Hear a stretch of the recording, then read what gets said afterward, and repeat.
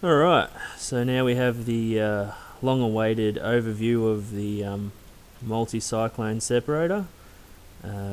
It's been in use for about 2 years now. I'm still using it today, despite upgrading to another cyclonic unit, but we'll get to that. Let's get into it. Alright, so a quick demonstration of emptying the bin. First I'll loosen the screws and remove the hose.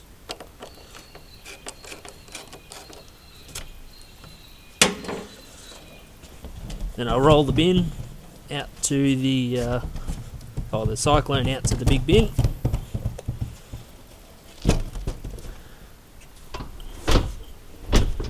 Open up the bin,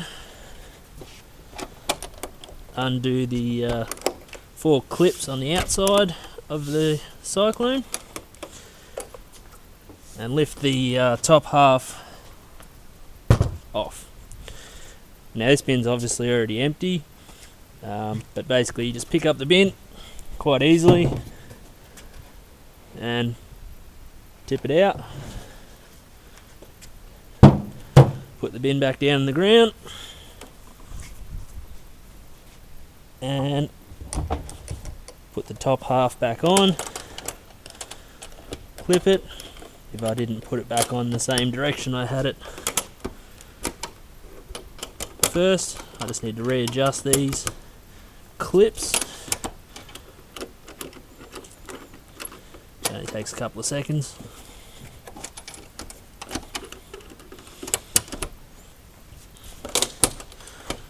I suppose that comes down to not having them all identical when I built it. And then roll it back into me shed.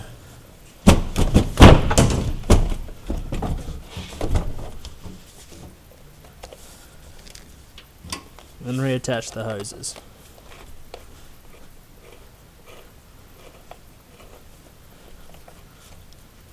Screw them on nice and tight so they can't slip off.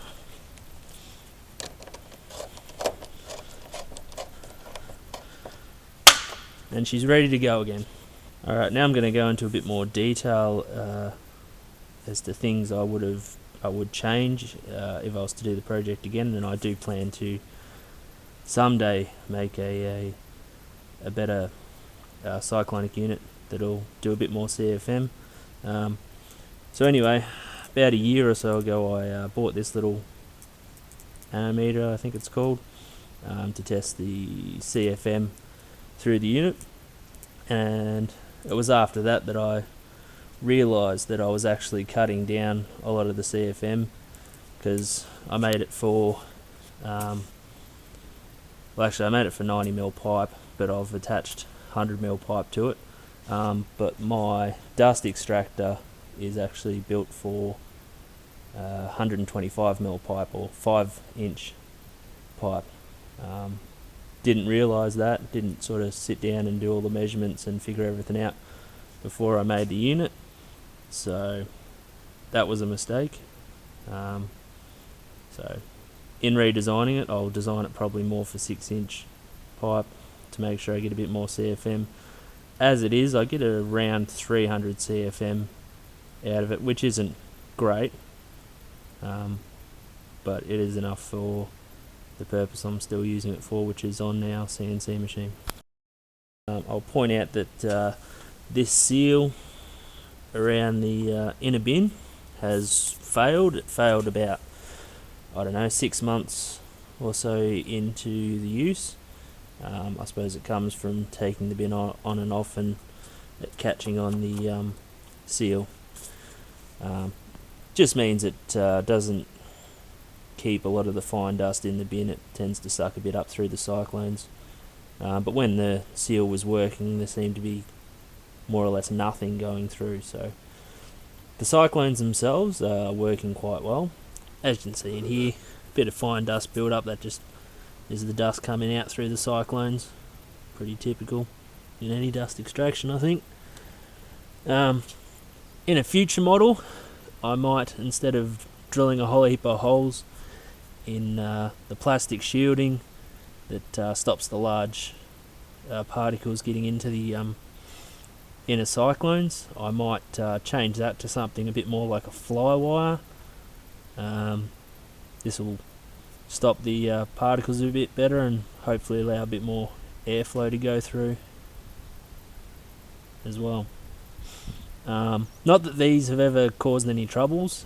Even when the cyclone has been overfilled, there has never been anything to get into the inner cyclones that have caused a blockage.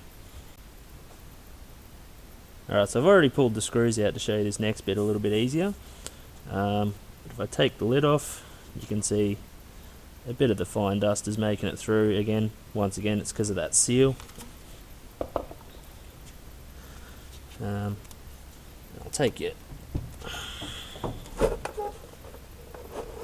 inside. Alright, now I am getting a little bit of dust build up in the on the top of the ramps. That's not really an issue, it's never going to block anything up there. I never have had any blockages down in these cyclones. One thing I have noticed is in this inside bit here, inside the shroud that stops larger particles getting in before the cyclones, there is a bit of dust build up in there. I don't believe it will ever clog it, but it's just something I've noticed. There is a couple of ideas I've had of how to combat that. One is to put some walls up in between the cyclones to direct the air to flow into the center, to stop it swirling around the inside there. That might help it. It might cause a few stale spots where the dust will still settle. Another option is to instead of having it come into the center, come up and then go out to the cyclones. I figured if I have it come up at the outside and then go to the outside of the cyclones, it really gives it nowhere to sort of stop, and that might be where I might improve this in the future when I make another one. Another one would be to have more cyclones, obviously, to allow more airflow. Okay, moving on from my cyclonic separator to the cyclonic separator we got to give us a bit more airflow at our sanders and whatnot. Now, as you can see over here, we've got the Clearview CV Max. This has helped out a lot in terms of airflow, and I just didn't have the time about a year ago when we bought it to make a couple of cyclones, or make a new cyclone to improve the airflow to cater to what we needed in the shed. Now this has been pretty good. Alright, so here we have a variable speed drive for the cyclone. This allows us to run the cyclone off single phase electricity, which was good in our older shed because we didn't have 3-phase. And also gives us the ability to adjust the speed of the cyclone if we don't need it running at full speed. In terms of dust separation, the Clearview is good, but the fine dust we're putting through it now, we're probably going over what it was designed for, using it on the sanders, as a lot of the dust that is coming off the sanders is very fine. It does capture a lot of it down in the bin, but I do notice I've cleaned the filters out probably 2, maybe 3 times in the last year, and you get quite a lot caked up into the filters. And here's my little speed control for the variable speed drive. This is so I can adjust the speed from the sander where I'm most likely to use it, and turn it on and off as I need to. Okay, so all in all, I think the project went quite well. I've learned a lot along the way. Learned where a few improvements could be made with the unit. To finish up, I'll show you a couple of photos here. On the left we have a bin, as you can see, full in the center, and a lot lower on the outside. That's because it was running on the sanders, so there was a lot more fine dust. And on the right, we've got a bin that was filled up on the CNC machine. So as you can see, the inner bin didn't fill up much at all. The next photos here, we have a bin on the left which was overfilled.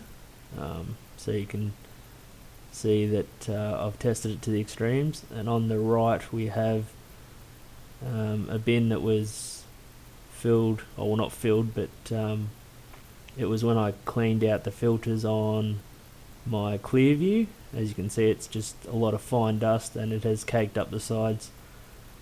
Following on to this next photo is a closer look at the inner bin after I cleared the filters in the clear view. You can see at the top here